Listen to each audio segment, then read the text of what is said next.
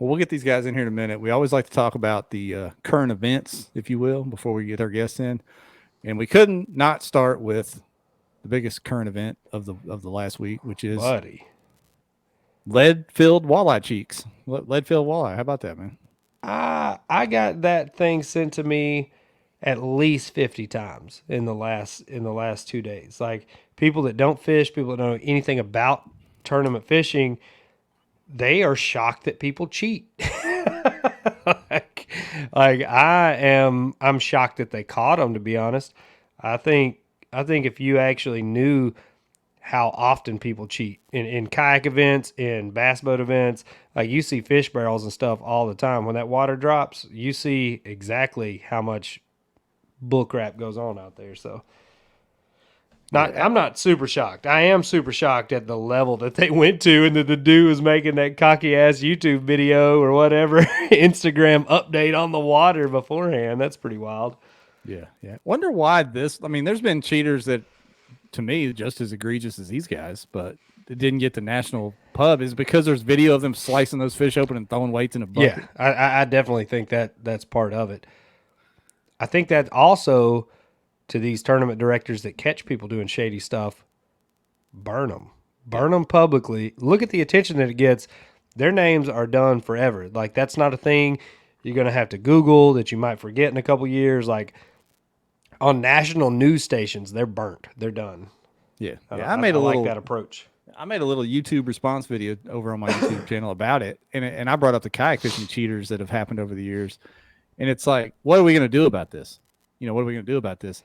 Is there going to be prosecute? Like there was pictures of these guys with the police, but that wasn't there to arrest them. I think they were protecting them from getting beat up. I don't know if they've been arrested yet or if they're even going to get arrested. So, you know, how does the hammer come down on some of these people legally? Like I don't even know what happened to some of these other guys on the kayak side that got caught cheating legally.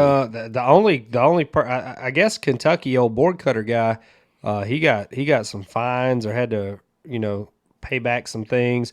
I don't know what if anybody knows what happened to a tail cutter. I think he actually got some jail time out of that deal. Yeah, tail cutter. I don't. I never knew what happened to the East Coast cat that did the. He was messing with the data itself, like the location data. Remember that guy out there in Maryland or something?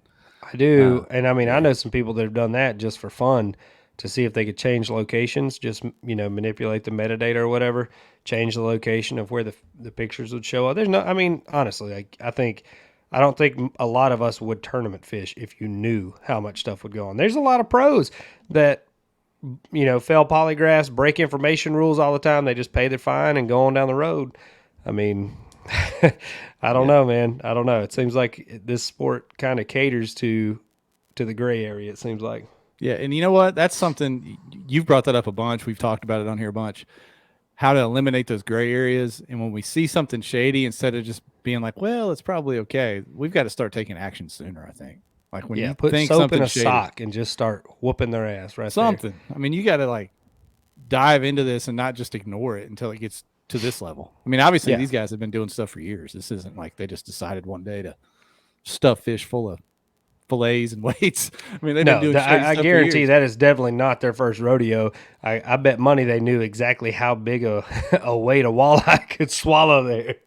That Yeah. was not an accident by any means. Wow. And how about just going ahead and saying the hell with it and putting like pounds of weights in there, not ounces, Man, if you're just gonna do it, pounds. do it.